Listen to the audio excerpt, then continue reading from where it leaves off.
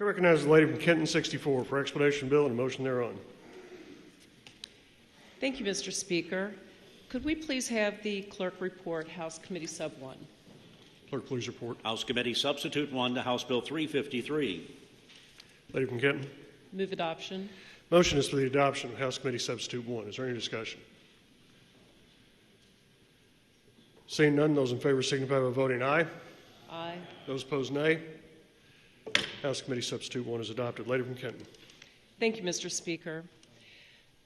People with the substance use disorder shouldn't be arrested when they're trying to stay alive. Access to fentanyl test strips and a strong education and awareness campaign are evidence-based practices that will prevent fatal overdoses and the all-too-present death that we see from fentanyl. We know that fentanyl poses a dangerous threat to anyone who may come in contact with it.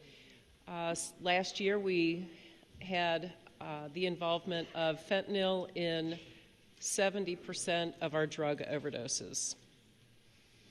Given the insidious introduction of fentanyl into the illicit drug supply chains, such as counterfeit pills that we see being bought on the street, the risk of accidental overdose and unintentional exposure is extraordinarily high.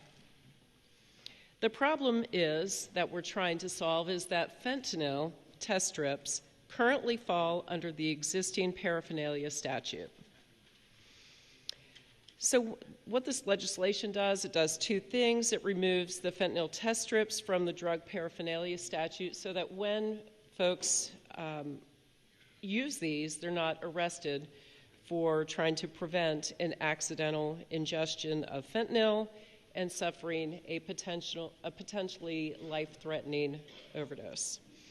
It requires the Cabinet for Health and Family Services, and coordinated with the Justice and Public Protection Cabinet, to conduct a fentanyl educational and awareness campaign.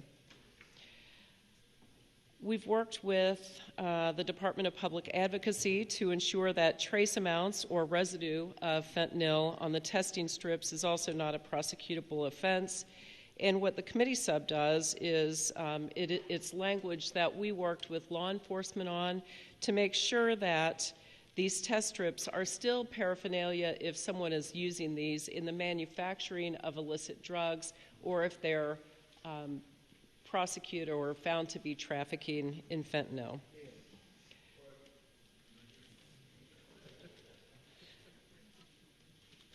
Making fentanyl test strips more available is going to change behavior, and it will save lives. So I just want to say we have the support of the Kentucky Attorney General's Office, the Commonwealth Attorneys, Kentucky Chiefs of Police, the Department of Public Advocacy, the ACLU, Kentucky League of Cities, Dream.org, VOA, and the Bluegrass Institute. Mr. Speaker, if there are no questions, I move passage of House Bill 353 as amended by House Committee Sub 1.